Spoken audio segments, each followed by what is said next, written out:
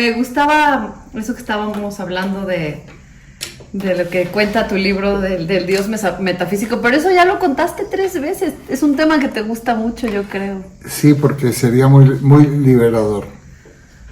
¿Por qué? Es muy liberador porque aquilataría la creencia de aquellos que tienen la creencia, o la fe de aquellos que tienen fe, aunque fe y creencia no es lo mismo. Entonces, a mí me da pena la gente que es espiritual y creyente y tiene fe, es como no aprovechar. Hay una palabra horrible, habría que poder optimizar para que sea más eficaz, ¿no? Y por otra parte, para esa gente, porque yo creo que en el fondo ser un creyente, como se considera normalmente, luego podríamos técnicamente hacer las diferencias, limita muchísimo la vida de las personas. Digamos, están ante un espacio más amplio, ante un horizonte muchísimo más amplio, el no creyente. El no creyente es sinónimo de libertad, en realidad, ¿no? Y de aventura, en el sentido de la pasión por lo que adviene, ¿no? La aventura es eso, la curiosidad por lo que está por venir. Esa gente es un modelo a imitar, el ser no creyente. Pero hay una manera de conciliar los creyentes. Cuando digo creyente hablo de fe, porque hay creyente sería más amplio. La creencia es más amplia que la fe. Contiene el término. Porque la fe es un tipo de creencia, pero no toda creencia es fe. ¿De acuerdo? Entonces, con unos retoques, por decirlo de alguna manera, esa fe puede también unirse a esa dimensión de la libertad e incluso de la incertidumbre, porque lo que nos hace libre es la falta de seguridad, la no seguridad, la incertidumbre, el no saber lo que va a venir, ¿no? Entonces habría una manera. Y la manera sería, por un lado, no vamos a hacer este tema ahora porque habría que abandonar esa creencia, porque esto sería creencia más que fe, en el Dios metafísico, y abrirse o buscar qué tipo de espiritualidad tienes para poder desarrollarla. Porque hay muchos tipos de espiritualidad, no hay uno solo. Vamos a partir de la base que el espíritu no existe, ¿no? Como tal, ni el alma, ni estas cosas, pero sí que somos seres espirituales. La diferencia entre este primate que somos, Homo sapiens ahora, y otros primates, ¿no? Antepasados o parientes, porque es ridículo decir desciende del mono, no desciende del mono. El mono y nosotros tenemos un antepasado común. Y es precisamente la espiritualidad. Porque en la inteligencia nos parecemos mucho más a nuestros antepasados, al resto de los primates, mamíferos y demás, ¿no? Nos parecemos mucho más, porque la inteligencia es un recurso que tenemos para poder persistir en la vida, para sobrevivir. Y entonces la inteligencia humana es un paso más en la inteligencia animal, sobre todo la de los mamíferos y de los primates, que nos permite seguir. Entonces, eso es una cosa. Entonces, el Dios metafísico apunta más a eso, y eso no alimenta la espiritualidad.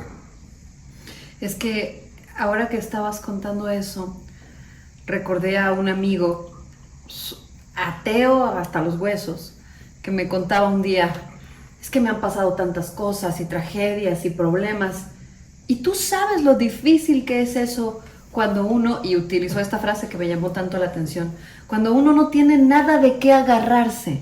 Entonces eso me hace pensar en la utilidad de la vida espiritual, ¿no? Una utilidad bastante, podría decir a lo mejor, práctica, ¿no? Para poder avanzar y para poder sortear problemas. ¿Tú crees que es necesaria? No, eso no. Tener donde agarrar, es mejor no tener.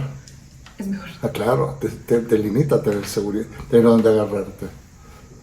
Te limita. Porque yo veía que él lamentaba eso como diciendo: yo quisiera creer, pero no puedo. No, pero ese amigo tuyo, tú dile que crea en sí mismo y en los demás. Y que ponga y que no hay ningún problema. La seguridad de tener los pies sobre la tierra es fundamental. No, la seguridad que te da... A ver, en todo caso el otro va a ser que te va a aportar fuerza, energía, motivación, determinación, etcétera. Va a mejorar tu calidad de vida, pero la seguridad no hay que tener dónde agarrarse. ¿Sabes por qué? Porque no hay dónde agarrarse. Ese es el problema. Entonces, si tú tienes dónde agarrarte, es porque de alguna manera estás en una quimera, en algo que no... Esperar algo del Dios metafísico, bueno, te sirve, pero no deja de ser casi patológico en el fondo. Es duro esto, pero yo no estoy contra la religión, porque la religión en realidad es relación con Dios, pero Dios que al fin y al cabo es Zeus, ¿no? Porque el genitivo Dios es el genitivo de Zeus. O sea, hablar de Dios es hablar de Zeus. Claro, es interesante Zeus, pero es un poco frustrante porque Zeus ni nos responde, ni le interesamos, ni nada. En cambio, esa espiritualidad que es la relación, que es la religión es relación con lo sagrado, yo le llamo lo sagrado, o lo divino, eso es otra cosa. Pero además es muy difícil de explicar, porque o lo sientes o no lo sientes. Es como lo de la fe, ¿no? Decían que la fe era una gracia. Valga la redundancia, pues qué gracia, si es una gracia y no se me ha concedido. No depende. Yo decía, no quiero tener fe. Decían, ¿no? Y pasa lo mismo con esto, que realmente hay un camino de la espiritualidad. Mira,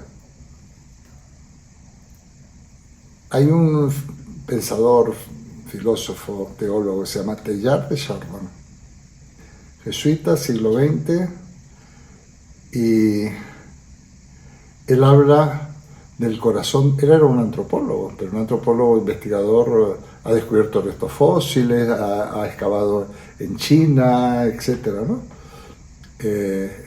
Por ejemplo, bueno, el sinántropo pequinense, en fin, él hablaba del corazón de la materia. El corazón de la materia, que la materia hablaba de... En el fondo es como si, y por eso viene lo del desaprender, donde tú, esa espiritualidad que te conmueve en el fondo, está en las raíces, no en las nubes, no en lo etéreo, en las raíces. Y cuando tú en esas raíces logras radicar en la tierra, en la materia, es conmovedor. Yo diría que capaz se podría producir un estruendo impresionante por el hecho de radicar en la materia, el corazón de la materia. ¿Dios y el amor son la misma cosa?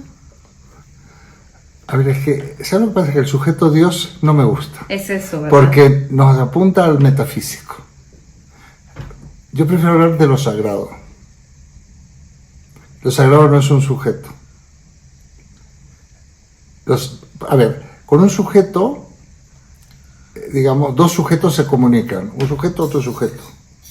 Algo se ha movido en la luz. No, ha sido una bajada. ¿Entiendes? Entonces, cuando decimos Dios, ya estamos hablando de alguien. Y no. Si al fin y al cabo lo sagrado está en uno mismo. Y puede haber un diálogo con lo sagrado del otro. El amor precisamente sería un diálogo entre lo sagrado. Porque el amor implica respeto, dejar ser al ser. El verdadero amor es dejar ser, me refiero al amor entre las personas, porque está el amor, hay varios tipos de amor. Dejar ser al otro. Por eso el amor está en contra del amor posesivo y todos los males que de ahí se derivan, ¿no? Este es el asunto. A mí me gusta, mira, yo cuando depende de cómo salga el tema religioso, salía, porque en filosofía, nuestra filosofía sale siempre, aunque sea para digamos, proclamar el ateísmo y el materialismo más radical. sale siempre. Entonces, cuando tocaban esos temas, hace muchos años, cuando yo le daba clase a principiantes, jóvenes, se frotaban las manos, porque decían, este ahora va a ser peor que Nietzsche, la que se va a armar aquí, ¿no? Porque y curiosamente empezábamos a entrar, y terminaba, bueno, parecía que estaba predicando. Y entonces estos libros están aquí de casualidad porque se los he traído de regalo a mis amigos mexicanos. No es una venta. Pero sin embargo aquí hay un capítulo que está mejor en este. Hay un capítulo que me gusta mucho a mí. Hay un capítulo que me gusta mucho y que se llama El hombre. El capítulo 6 se llama El hombre ser natural, somos un ser y un animal cultural. Esa dialéctica es muy interesante. Somos seres naturales, pero somos un animal cultural, ¿no? Y el capítulo siguiente es el hombre ser espiritual. Y yo me dedico a comentar a Feuerbach, Ludwig Feuerbach, que está considerado más o menos de una manera tópica un poco como el fundador del ateísmo. Tiene Feuerbach un libro que se llama La esencia del cristianismo, que si lo lee a fondo cualquier no creyente, se hace creyente. Y si lo lee a fondo cualquier creyente sincero, no dogmático y no fundamentalista, se hace mejor creyente. Ahora, claro, los creyentes dogmáticos cultos prácticamente podrían considerar pecado leer a Feuerbach como leer a Marx. Ahora, el creyente no dogmático, curioso, dice, va a encontrar aquí, yo en la relectura de mayor de este libro que leí hace muchos años, encontré lo que me faltaba para perfilar esta manera de pensar misma y de hacer doctrina, o esta manera de pensar mía sobre lo sagrado y la espiritualidad. Yo recomiendo La esencia del cristianismo. Hay que leerlo pausadamente, pero es muy bonito.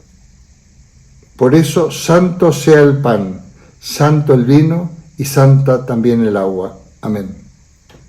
Así termina su esencia del cristianismo. Y yo comento, impecable y muy revelador.